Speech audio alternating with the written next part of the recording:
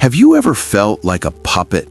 Someone pulls a string, maybe it's guilt, maybe it's anger, or just a heavy silence, and you dance. You dance exactly how they want you to. It's exhausting, isn't it? But what if I told you that you could cut those strings with just one sentence? What if the power to stop the drama wasn't in changing them, but in anchoring yourself? Welcome to INVICTUS X. Today, we aren't just learning comebacks. We aren't here to win a shouting match. If you're shouting, you've already lost because you've handed over your peace of mind to someone else. The ancient Stoics, Marcus Aurelius, Epictetus, Seneca, they dealt with tyrants, betrayals, and exiles. They didn't have to deal with passive-aggressive text messages or micromanaging bosses, but the principle remains the same. A manipulator's power depends entirely on your participation. They need you to defend yourself. They need you to explain. They need you to react. When you deny them that reaction, they are left holding a bag of wind. In this video, we are going to walk through 10 specific phrases. These are your verbal handrails. When the storm hits, you grab these. We're going to break down why they work psychologically, and I'm going to show you exactly how to use them without sounding like a robot. Stick with me, because the final phrase isn't just about winning an argument, it's about changing your life's architecture. Let's start with the most common trap, the open door. Phrase number 1. I understand what you're saying, and I've already decided. Think about the last time you said no to someone. Did you follow it with a because? I can't come because I'm tired, or I can't buy that because it's too expensive. The moment you say because, you have opened a door. You've invited them into a negotiation. A manipulator hears because and thinks, if I can solve that problem, I can get a yes. You're tired? Drink coffee. It's too expensive? I'll lend you the money. This phrase slams that door shut, gently but firmly. I understand what you're saying validates them. It takes away their ammunition that you never listen. But the second half, and I've already decided, is the concrete wall. No thesis, no defense. You are reclaiming your autonomy. This aligns perfectly with what Marcus Aurelius wrote, as I found on Glasp. Aurelius reminded himself, you have power over your mind, not outside events. Realize this, and you will find strength. When you stop explaining your decision, you stop letting outside events or people dictate your state of mind. You keep the power where it belongs. Phrase number 2. You're entitled to your view, and I'm entitled to disagree. Manipulators often try to weaponize objective truth. They use phrases like, everyone thinks you're being selfish. You are clearly overreacting. They try to paint their opinion as a fact. If you fight them on the content, no, I'm not selfish, you are caught in their web. Instead, use this phrase to separate the two worlds. You are acknowledging that their brain contains a thought and your brain contains a different one. That is it. You aren't judging them. You are just drawing a map where you and they are in different territories. Phrase number 3. I'm not comfortable with this, so I won't be doing it. Notice the structure here. It's not you are making me uncomfortable. It is I am not comfortable. This is crucial.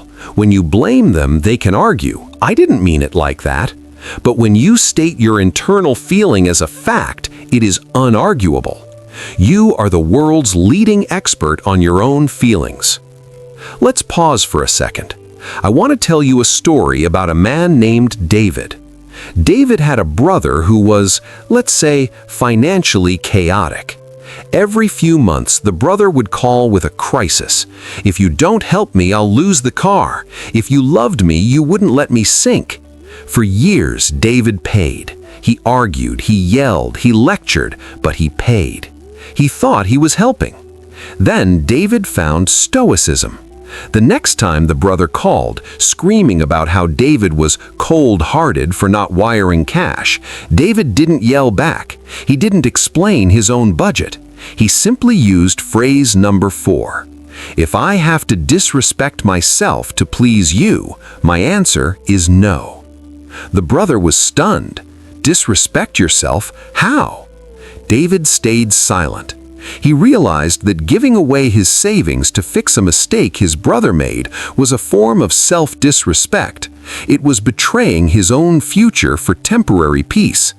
The silence that followed wasn't awkward. It was the sound of a cycle breaking. That brings us to phrase number 5. I won't continue this conversation in that tone. This is the ultimate shield against aggression. When someone raises their voice or uses sarcasm, they are trying to trigger your fight or flight response. If you fight, you look crazy. If you flee, you look weak. But this phrase, it changes the game rules. You aren't leaving the relationship, you are leaving the performance. You are saying, I am here for a conversation, not a combat. It reminds me of a brilliant insight from Epictetus I read on Glasp. Most things are not within our control. Focus on our own opinions and actions instead. You cannot control their tone. You cannot control their anger, but you can control your presence in the room. Phrase number 6. This matters to you, but this decision is mine to make. This is for the helicopter people in your life, the ones who smother you with advice you didn't ask for. They cloak their control in care. I'm just trying to help. Acknowledge the care. This matters to you, but keep the keys to the car. The decision is mine. Now let's go deeper into the emotional murky waters. Phrase number 7. I'm responsible for what I do, not for how you feel about it. This is the hardest one for kind people. We are taught that if someone is sad, it's our job to fix it. Manipulators know this. They weaponize their own misery. You ruined my Christmas because you didn't come. No, you made a choice to stay home. Their disappointment is their reaction to manage.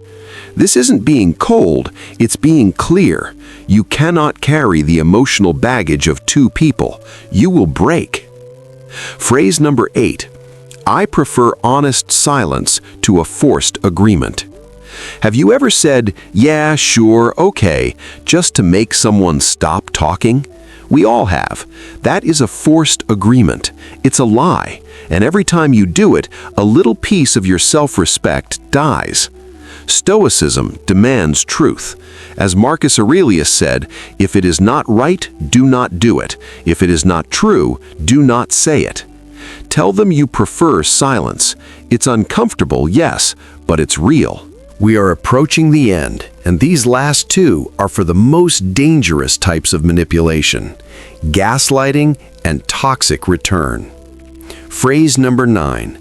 I know what I lived through. I won't doubt myself because you say otherwise.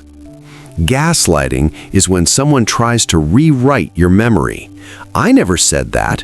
You're imagining things. You're crazy. They want you to look at your own reality and doubt it. This phrase is your anchor.